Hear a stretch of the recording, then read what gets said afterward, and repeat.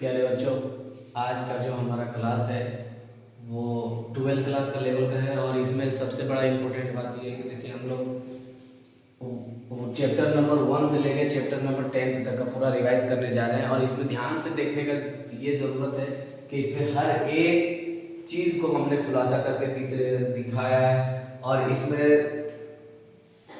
हम हर एक चीज़ को अलग अलग करके अलग अलग भाग में लिख कर दिखा दिया है, ताकि आप लोग ध्यान से इसको पढ़ सकते हैं, सुन सकते हैं और समझ सकते हैं। इसमें आप लोगों को 2026 के आने वाले बिहार बोर्ड परीक्षा में किसी तरह की कोई दुश्वारी नहीं होगी। इसको आप लोग को ध्यान से देखना है और वीडियो अच्छा लगे तो लाइक और सब्सक्राइब करना है।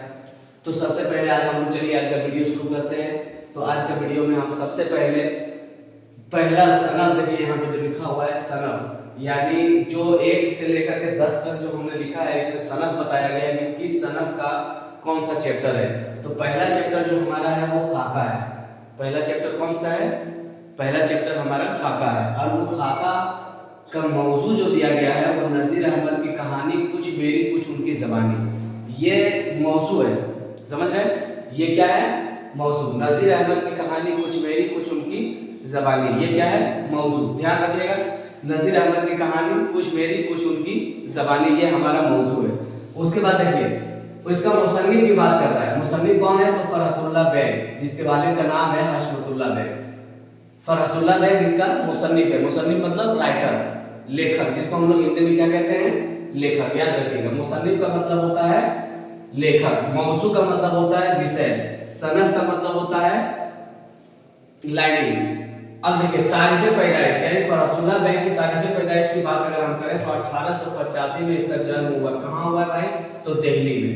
जगह का नाम भी यहाँ पे हम दर्शा दिए हैं। और ये देखिए यहाँ पे सबसे पहली बात देखिए, समझने का चीज ये है कि हर एक चैप्टर में 1 नंबर से लेकर के 10 नंबर तक जो ये जितना चीज हम दिए हैं, तो इसमें ध्यान से अगर आप देखिएगा तो एक एक चैप्टर में आपको 5 से 6 ऑब्जेक्टिव आपको डिस्कस होकर मिल जाएगा। और सिर्फ ऑब्जेक्टिव नहीं बल्कि आप इस लाइन से और इस वीडियो के द्वारा आप सब्जेक्टिव का 2 नंबरिया क्वेश्चन भी हल कर सकते हैं।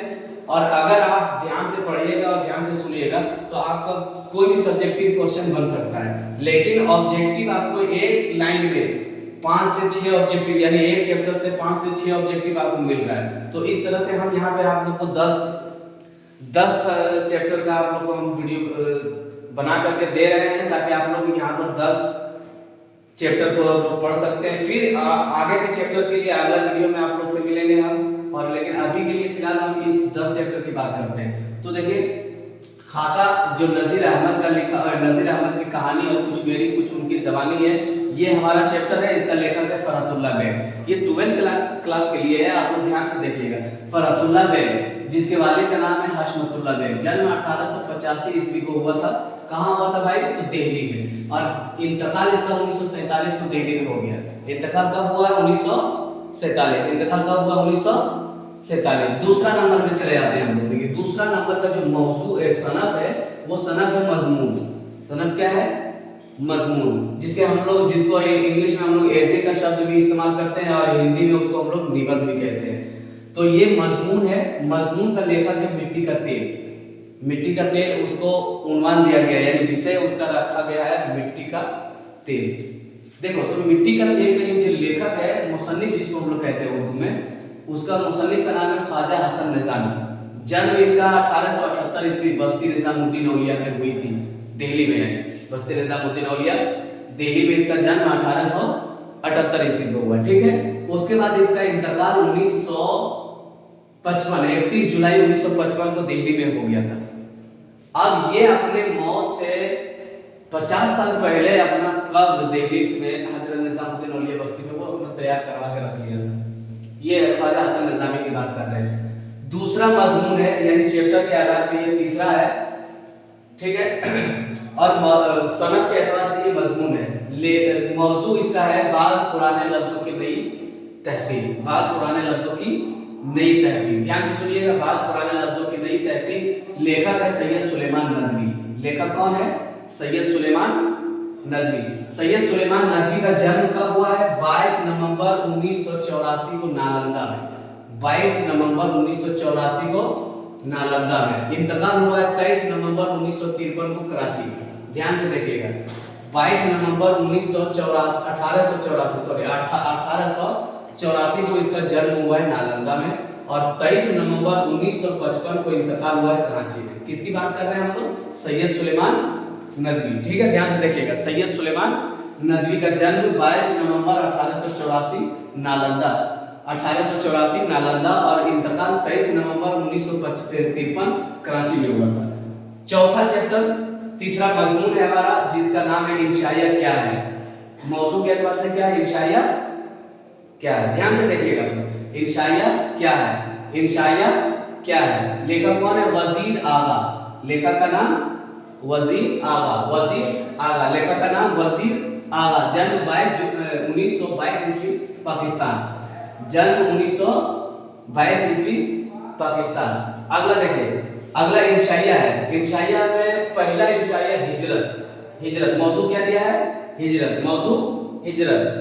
सनद इंशाइया मौजू हिजरत। लेखक कौन? अहमद जमान पाशा। लेखक इसका कौन है? अहमद जमान पाशा। अहमद जमान पाशा का जन्म 1929 ईस्वी इलाहाबाद में हुआ था। कहाँ हुआ था?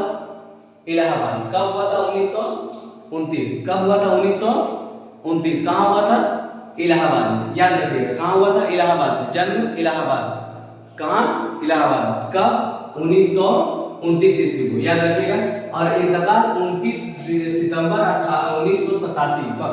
समझ रहे हैं? इंतकाल कब हुआ? 29 सितंबर 1987 ईस्वी। कहाँ हुआ था? पटना में। याद रखिएगा पटना में उसका इंतकाल हुआ था। किसका? अहमद जमाल पाशा का। अहमद जमाल पाशा का इंतकाल कहाँ हो गया था? पटना में। कब हुआ था?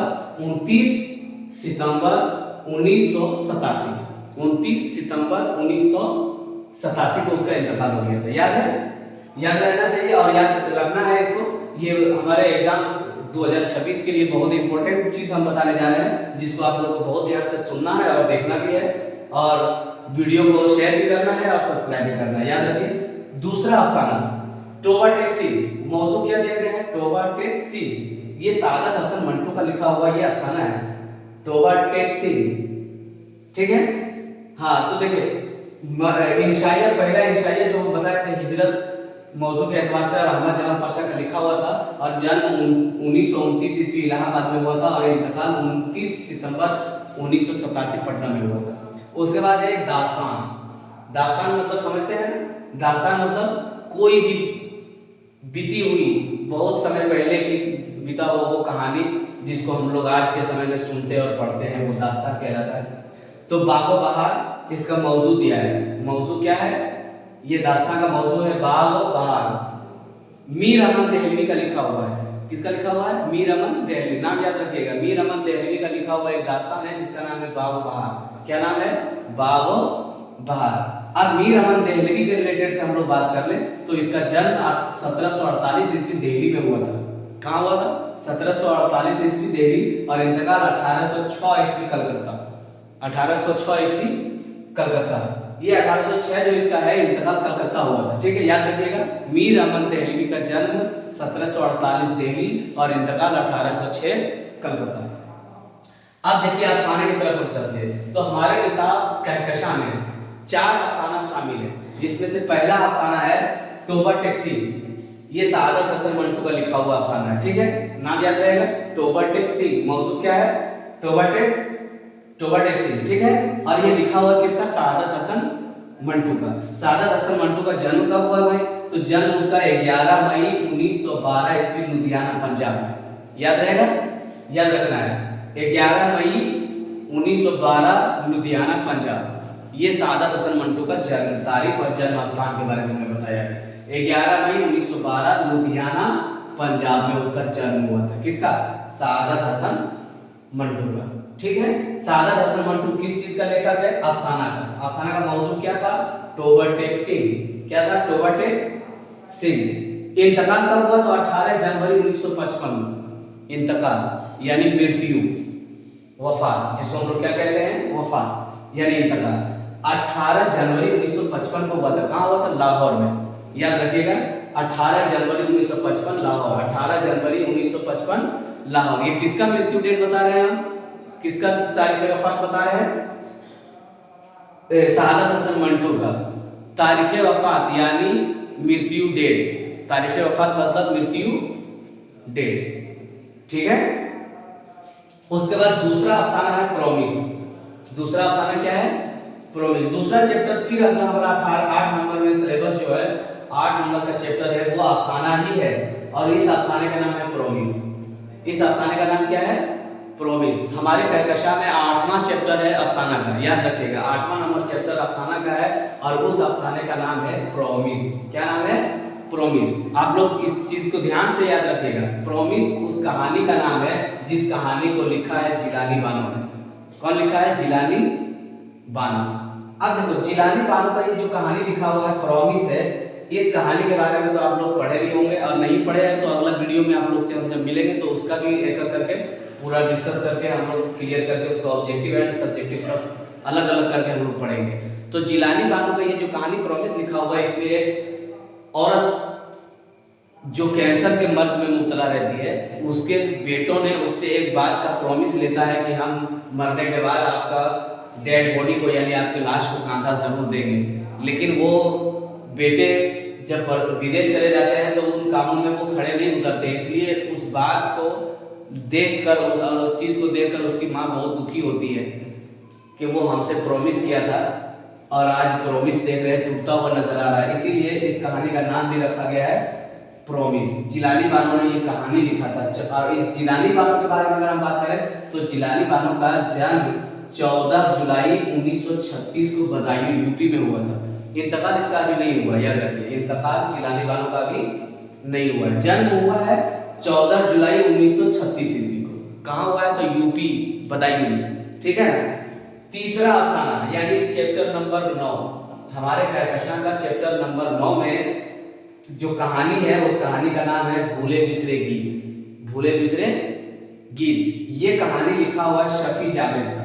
किसका लिखा हुआ है? शफी जावेद का ये कहानी लिखा हुआ है। शफी जावेद के बारे में अगर हम बात करें तो उसका जन्म 4 जनवरी 1935 को मुजफ्फरपुर में हुआ था, ठीक है। 4 जनवरी 1935 को कहाँ हुआ था? मुजफ्फरपुर में। किसका बात कर रहे हैं हम लोग? शफी जावेद। किसका बात कर रहे हैं? शफी जावेद, जो अफसाना भूले बिसरे गीत का लेखक है। ये मुसन्निफ है, लेखक मतलब मुसन्निफ यानी राइटर। तो 4 जनवरी 1935 को इसका जन्म मुजफ्फरपुर में हुआ था। 12 दिसंबर 2019 को 12 दिसंबर 2019 को पटना में उसका इंतकाल हो गया। किसका? शफी जावेद, जो भूले बिसरे गीत का राइटर है। और उसका हमारा कहकशां में 9 नंबर में उसका एक कहानी भी शामिल है जिस कहानी का नाम है भूले बिसरे गीत। और 10वां चैप्टर है अफसाना का, जो अफसाना का नाम है इब्राहिम सिक्का। सलाम बिन रज़ाक इस कहानी का लेखक है। कहानी का नाम क्या है? इब्राहिम सिक्का। अब इब्राहिम सिक्का के बारे में तो आप लोग पढ़े होंगे, या तो नहीं पढ़े हैं तो अगला वीडियो में हम इसके बारे में पूरा क्लियर बात करेंगे। इब्राहिम सिक्का वो जो है पानी पिलाने वाला एक लड़का जो घर घर पानी पहुंचाता था, और वो उस इलाके का एक लौता पानी पिलाने वाला भिश्ती था, भिश्ती लड़का वो आदमी था। तो इसका देखो सलाम बिन रज़ाक जो इस कहानी का लेखक है, इसका जन्म 15 नवंबर 1941 को महाराष्ट्र के पनवेल में हुआ।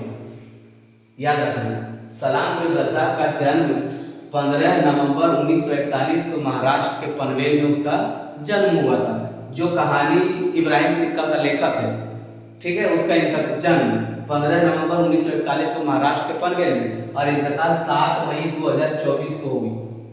7 मई 2024 को, यानी अगला साल ही इसका इंतकाल हुआ है। किसका?